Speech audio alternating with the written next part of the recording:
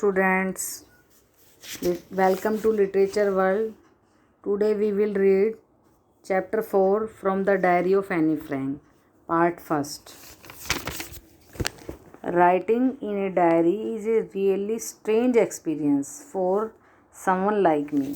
एक डायरी में लिखना मेरे जैसे व्यक्ति के लिए एक बहुत ही अद्भुत अनुभव होगा. Not only because I have never written anything before, इसलिए नहीं कि मैंने पहले कभी कुछ लिखा ही नहीं, but also because it seems to me that later on neither I nor anyone else will be interested in the musings होती है जो हमारे विचार होते हैं of a 13 year old schoolgirl, क्योंकि जो लिखने वाली है वो 13 साल की एक स्कूल की बच्ची है. उसके अकॉर्डिंग इसलिए स्ट्रेंज एक्सपीरियंस नहीं होगा कि मैंने इससे पहले कुछ लिखा ही नहीं, बल्कि इसलिए होगा कि बाद में मेरे जैसी लड़की के लिए के विचारों को कोई सुनने में इंटरेस्ट नहीं दिखाएगा. म्यूजिंग्स माने जो विचार हैं उसके आइडियाज़ हैं कि एक बच्ची क्या क्या लिख सकती है. Oh well it doesn't matter, चलो कहता है कोई बात नहीं, जो भी होगा. I feel like writing and I have an even greater need to get all kinds of things off my chest.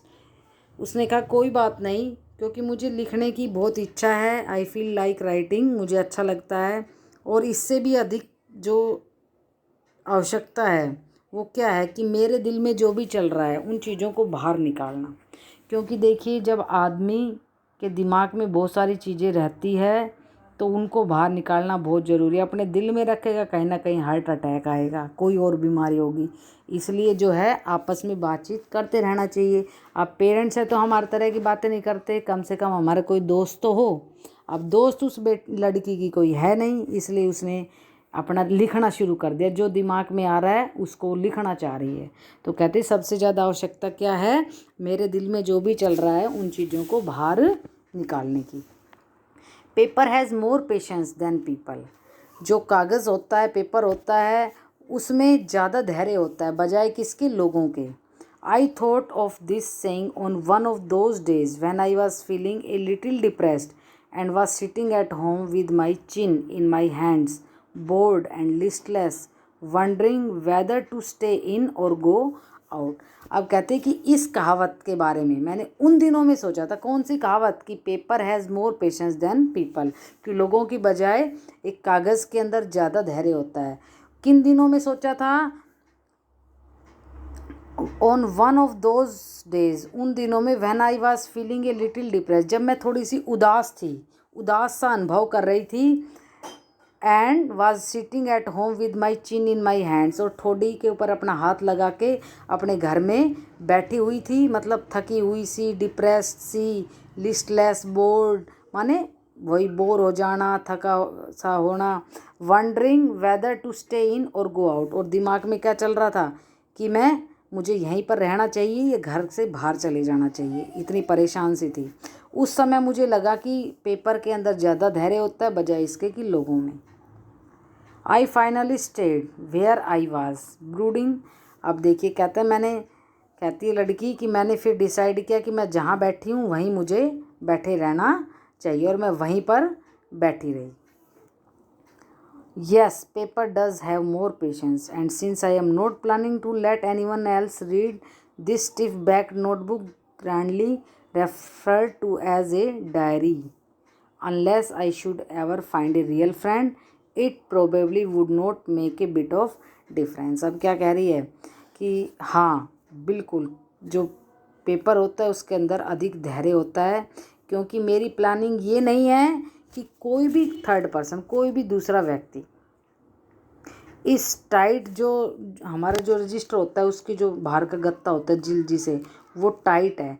मेरे कोई ऐसी प्लानिंग नहीं थी कि कोई भी मेरी इस टाइट सी डायरी को, क्योंकि डायरी का जो बाहर का हिस्सा होता है वो बहुत टाइट होता है ना, उसके बारे में कह रही कि कोई भी इसे पढ़े, जिसे सभी लोग बड़े शान समझते हैं ये कहकर कि diary, to refer to as a diary, जिसे सभी लोग शान से डायरी कहते हैं. जब तक कि मुझे एक अपना रियल फ्रेंड नहीं मिलता, शायद इससे कोई मेरे अंदर डिफरेंस नहीं होगा। किस चीज़ का? कि चाहे मुझे रियल फ्रेंड मिलेगा तो ठीक है, नहीं तो डायरी ही मेरा एज ए फ्रेंड होगी। Now I am back to the point that prompted me to keep a diary in the first place. I don't have a friend. अब कहता है, मैं उस मेन बात पे आती हूँ जिसने सबसे पहले मुझे डायरी को रखने की प्रेरणा दी। और वह कौन था? वो ऐसा नहीं कि वो मेरी मित्र थी, नहीं। I don't have a friend, मेरा कोई दोस्त नहीं था, बल्कि एक डायरी थी। Let me put it more clearly, अब मैं इसे और क्लियर करती हूँ। Since no one will believe that a 13-year-old girl is completely unknown in the world.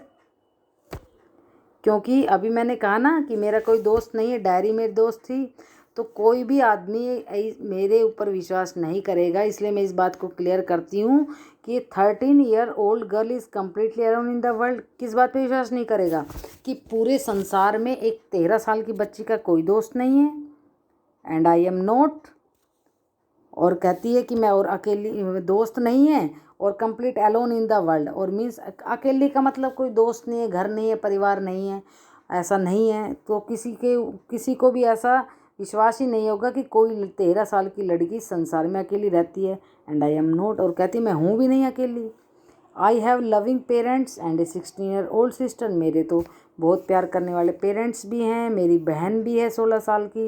And there are about 30 people I can call friends. और मेरे लगभग कितने दोस्त हैं? 30 लगभग दोस्त भी हैं जिन्हें मैं दोस्त कह के पुकार सकती हूँ। 30 ऐसे लोग हैं। आई हैव ए फैमिली, मेरे परिवार है। Loving aunts and a good home, प्यार करने वाली आंटी है, एक प्यारा सा घर है। No one on the surface I seem to have everything except my one true friend. अब देखिए क्या कहती है। बाहर से तो लगता है, बाहरी जो दिखावा होता है ना, वहाँ से लगता है कि मेरे पास तो सब कुछ है, बजाय किसके? कि एक अच्छे दोस्त के, सच्चे दोस्त के, ट्रू फ्रेंड के बजाय मेरे पास सब कुछ है। All I think about when I am with friends is having a good time. जो मैं सोचती हूँ वो क्या है?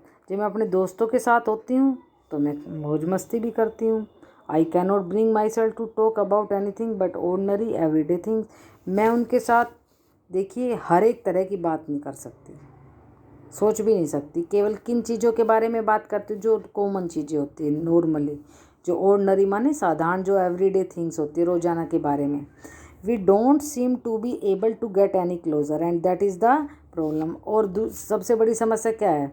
कि जो मेरे दोस्त हैं जिनके साथ मैं बातें करती हूँ, बहुत ज़्यादा मैं क्लोज़ नहीं होती, क्योंकि अपने मन की बात तो अपने ट्रू फ्रेंड के साथ की जा सकती है, हर एक क्लासमेट के साथ नहीं की जा सकती।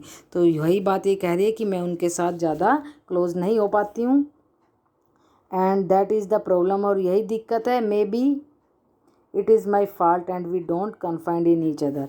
हो सकता है ये मेरा ही इसके अंदर दोष हो कि हम अपने एक दूसरे के विचारों को आपस में नहीं बांटते हैं। In any case that is just how things are and unfortunately they are not liable to change. अब क्या कहता है कि फिर भी ऐसी कुछ यहाँ पर स्थिति बनी हुई है कि दुर्भाग्यवश, वो अनफॉर्चुनेटली मैं दुर्भाग्यवश वो चीज़ें चेंज नहीं हो सकती। दिस इज़ मतलब क्या?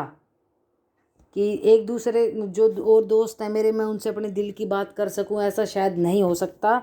This is why I have started the diary. और यही कारण है कि मैंने डायरी लिखनी शुरू कर दी। मीन्स अपना ट्रू फ्रेंड किसको बनाना शुरू किया? अपनी डायरी को। To enhance the image of this long awaited friend in my imagination. देखिए, अपनी कल्पना में मैंने अपने मित्र कौन? यही जो डायरी है, उसकी एक इमेज अपने माइंड में रख ली। I don't want to jot down the facts in this diary the way most people would do. मैं उन तथ्यों को ऐसा नहीं लिखना चाहती जैसे कि मोस्टली लोग लिखते हैं ना डायरी में।